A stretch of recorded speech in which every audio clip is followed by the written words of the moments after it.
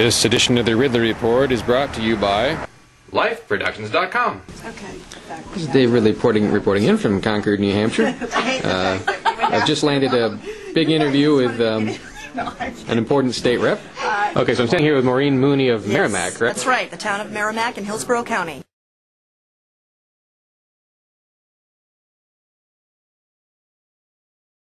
And now you're in an interesting position because you're a supporter of John McCain, still, yes, correct? That's correct. And he's a big Real ID supporter, but you're in the New Hampshire legislature, which is rapidly opposed to Real ID, it seems like. Yes, actually, that was probably one of the most overwhelming votes I've ever seen my 6 years in the House. Only 4 people out of 400, or whoever, how many were there that day, close to 400, voted to be a part of the National ID Act. The rest voted overwhelmingly against, that New Hampshire does not want to participate in that. And it's really a New Hampshire, it goes with, it's a New Hampshire issue. It goes with the way New Hampshire is as a state overall, and that we want the government pretty much out of our business. One of the big hesitations that I had with it was that really the Real ID Act is storing all this information in some database. I mean, now with identity theft and everything else, computers getting stolen all over the place, it's very dangerous in terms of our private business and affairs and so forth. So I thought it was really sort of overstepping the boundaries of privacy. But everybody has their own reasons for voting for and against, and I'd be more than happy to see whatever federal bill that it is that you were referring to earlier.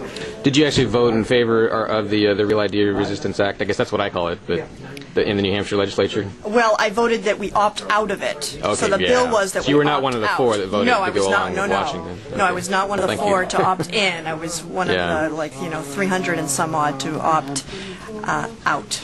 What's your take on the coming showdown? Apparently May 11th is the date they're going to start separating us maybe into 2 different lines, like a segregated line for New Hampshire residents with New Hampshire ID. What do you think is going to happen with all that?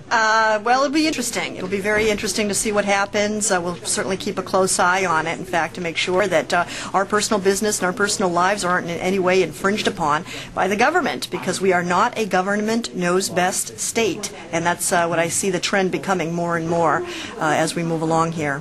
Does this cause any concerns for you with regard to the McCain campaign, since he's so in favor of that? No, absolutely not, because John McCain is by far the most experienced and the most qualified to be president in 2008. So the fact that he's for the national ID, so you say, is just one issue of many. But the full picture, it's very easy to come to the conclusion that he is the man to lead us starting in 2008.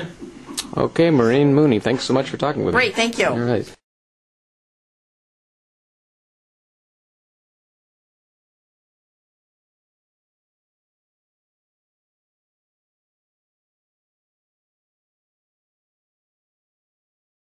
This edition of the Ridley Report is brought to you by LifeProductions.com. Are you within 90 minutes of Keene? Do you need someone to shoot a video? If so, drop by LifeProductions.com. And check out Nick Ryder's video work. Nick's experience at Free Minds TV, his years of production work, his eagerness to reduce costs make him the man to talk to about event videography in the Monadnock Zone. For weddings, events, and the prom, LifeProductions.com.